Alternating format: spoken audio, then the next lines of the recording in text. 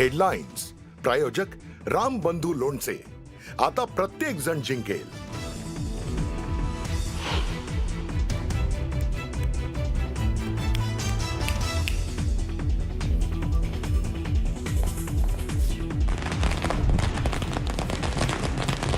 नगरपरिषद निवडणुकीत भाजपची सुनामी, महायुतीचा 200हून अधिक जागांवर विजय तर महाविकास आघाडीची धूळधाण.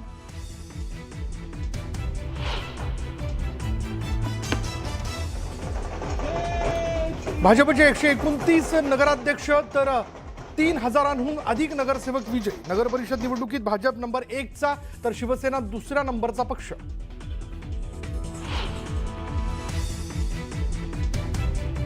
मुख्यमंत्री फडणवीसांनी मानले मतदारांचे आभार. महाराष्ट्रात भाजप नंबर 1चा पक्ष हे पुन्हा सिद्ध झालं.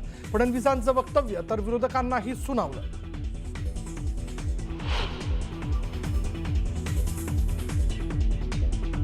ठरलेलं असतानाही महायुतीत अंतर्गत पक्षप्रवेश झाले. मुंबईत जाऊन याबाबत चर्चा करणार. पिंपरीतील राष्ट्रवादीच्या माजी नगरसेवकांच्या भाजप प्रवेशावर अजित पवारांची नाराजी.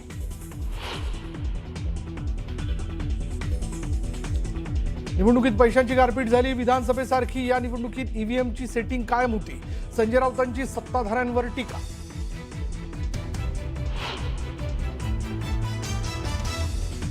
मनसे ठाकरेंच्या शिवसेनेचा जागा वाटपाचा प्रश्न सुटला. 2 दिवसात युतीची घोषणा करू.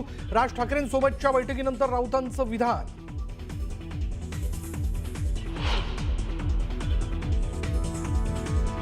बांगलादेशातील अल्पसंख्याक हिंदू संकटात. जगभरातील हिंदूंनी एकत्र येऊन मदत करणं गरजेचं. बांगलादेशातील हिंसाचारावर सरसंघचालकांचं मोठं वक्तव्य तर भारत हे हिंदू राष्ट्रच असल्याचं प्रतिपादन.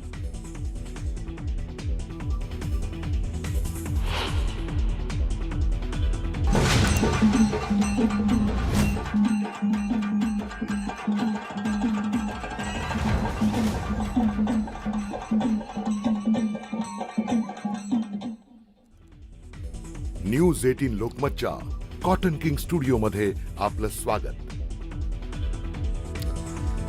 नमस्कार, मी विशाल परदेशी. या बुलेटिनमध्ये आपलं सगळ्यांचं स्वागत. चला जाणून घेऊयात आता या क्षणापर्यंत नेमकं काय काय घडलंय. पण सुरुवात करूया चर्चेतल्या बातमीने. चर्चेतली बातमी बघा अशी आहे की महायुतीत अंतर्गत पक्षप्रवेशाच्या मुद्द्यावरनं उपमुख्यमंत्री अजित पवारांनी उघडपणे नाराजी व्यक्त केली आहे. पुणे आणि पिंपरी चिंचवडमधील राष्ट्रवादी काँग्रेस, अजित पवारांच्या पक्षातील माजी नगरसेवक, पदाधिकारी तसंच नेते आणि कार्यकर्त्यांनी भाजपमध्ये प्रवेश केला होता. आणि याच मुद्द्यावरून अजित पवार यांची राष्ट्रवादी नाराज असल्याची माहिती मिळते. तसंच सुरुवात कुणी केली म्हणजे दुसरा कुणी गप्प बसेल असं नाही तर सूचक इशाराही अजित पवारांनी यावेळी दिला.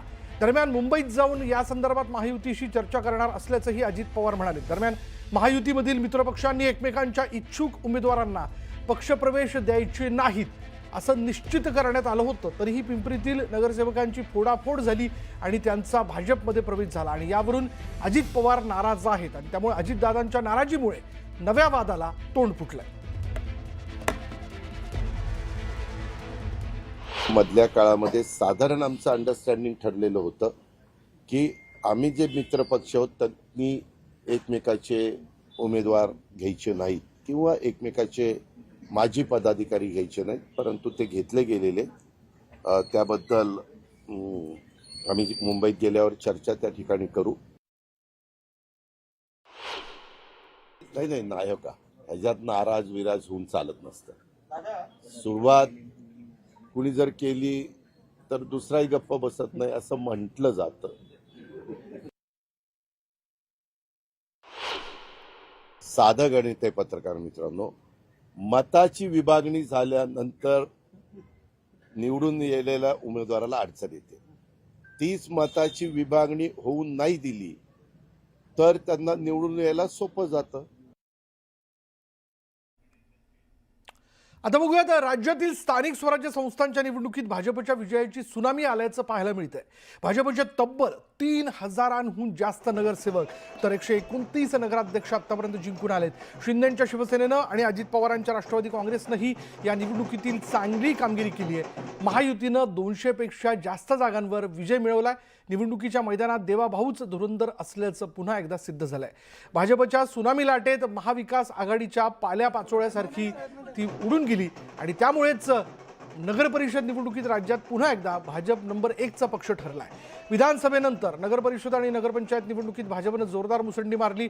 नगरपालिका निवडणुकीत महाविकास आघाडीची धुळदाण उडाली, तर ठाकरेंची शिवसेना आणि शरद पवारांची राष्ट्रवादी काँग्रेसनं या निवडणुकीत एक प्रकारे बाय दिला होता. काही प्रमाणात काँग्रेसनं लढण्याचा प्रयत्न केला, मात्र महायुतीला रोखण्यात त्यांना यश आलं नाहीये. प्रचंड मोठं समर्थन दिलेलं आहे. आपल्याला कल्पना आहे की मी यापूर्वीच भाकीत केलं होतं की एकूण जे काही नगराध्यक्ष निवडून येतील त्यापैकी 75% हे महायुतीचे निवडून येतील. तशाच प्रकारचा कौल हा महाराष्ट्राच्या जनतेने दिलेला आहे आणि विशेषतः भारतीय जनता पार्टी हाच पहिल्या क्रमांकाचा पक्ष आहे हे देखील पुन्हा एकदा या ठिकाणी अधोरेखित झालेलं आहे. भारतीय जनता पक्षाला देखील या निवडणुकीमध्ये चांगलं यश मिळालेलं आहे आणि नंबर 1चा पक्ष म्हणून त्यांना यश मिळालं आहे. आणि शिवसेना देखील या निवडणुकीमध्ये नंबर 2 च्या पक्षाच्या रूपाने या ठिकाणी महाराष्ट्रामध्ये समोर आली आहे. आणि एक ब्रेकिंग न्यूज अशी की मुंबई महापालिका निवडणुकीसाठी भाजपनं जोरदार मोर्चे बांधणी सुरू केली आहे. भाजपनं शहरात प्रचाराचा वेग वाढवलाय. तिकीट केव्हा जाहीर होईल, कोण उमेदवार असेल याची वाट पाहू नका, घरोघरी जाऊन प्रचार सुरू करा, असे आदेश भाजप पदाधिकाऱ्यांना देण्यात आलेले आहेत. मुंबई भाजपच्या निवडणूक संचलन समितीच्या बैठकीत हे आदेश देण्यात आले. दरम्यान भाजप पदाधिकाऱ्यांच्या 27 वेगवेगळ्या समित्या प्रचाराचं नियोजन आणि सभांचं नियोजन पाहणार आहेत.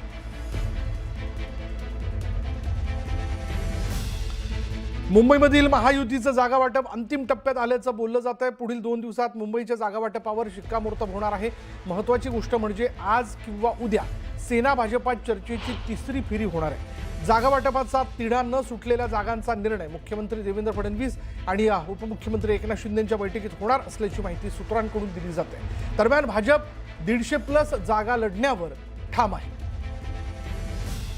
अधिक माहिती आपण जाणून घेणार आहोत. आमचे प्रतिनिधी तुषार रुपणवर आपल्या बरोबर आहेत. तुषार, काय माहिती याबद्दल? विशाल, मुंबईतलं जागा वाटप अंतिम टप्प्यात आलेलं आहे. काल नगरपालिकांच्या निवडणुकीचा निकाल देखील लागलेला आहे.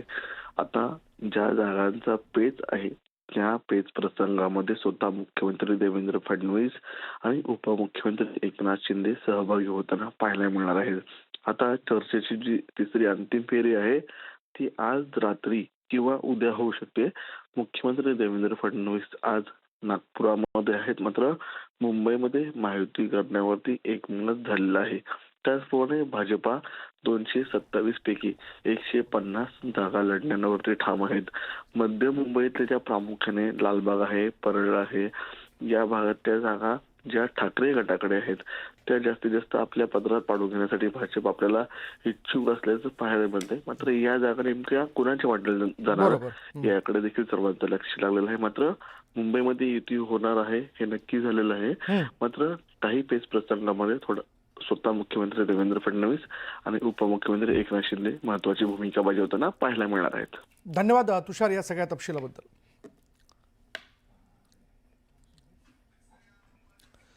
आणि आता इतरही घडामोडी अगदी झटपट सुरुवात करूयात. पंतप्रधान नरेंद्र मोदींनी नगर परिषद आणि नगरपंचायत निवडणुकीत विजय मिळवल्याबद्दल राज्यातील जनतेचे आभार मानलेत. महाराष्ट्र विकासाच्या पाठीशी खंबीरपणे उभा असल्याचंही मोदी म्हणाले. राज्यात भाजप महायुतीच्या विजयाबद्दल अमित शहांनी फडणवीस आणि महायुतीच्या नेत्यांचं अभिनंदन केलं. एनडीएच्या विकासाच्या व्हिजनला जनतेनं आशीर्वाद दिल्याचं ट्विट करत त्यांनी राज्यातील नेत्यांचं कौतुक केलं. महायुतीला बहुमत मिळाल्यानंतर जळगावच्या नशिराबादेत गुलालाची उधळण करत जल्लोष करण्यात आला. नशिराबाद बस स्थानक परिसरात ढोल ताशांच्या गजरात फटाक्यांची आतिषबाजी करत विजयी उमेदवारांना खांद्यावर उचलून जल्लोष करण्यात आला.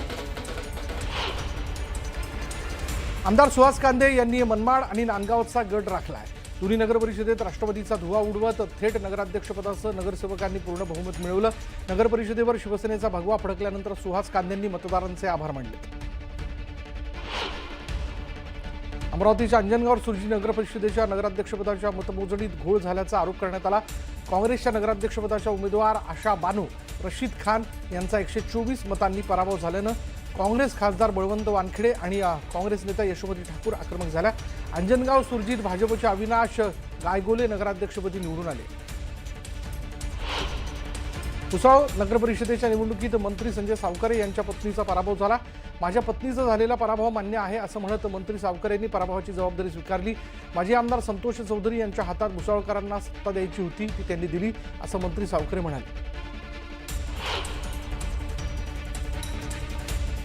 जळगावच्या भुसावळ तालुक्यातील वरणगावच्या नगराध्यक्षपदी अपक्ष उमेदवार सुनील काळे यांनी बाजी मारली. भाजपचे श्यामला झांबरे यांचा पराभव करत सुनील काळेंनी बाजी मारल्यामुळे मंत्री रक्षा खडसे आणि संजय सावकर यांना मोठा धक्का बसला.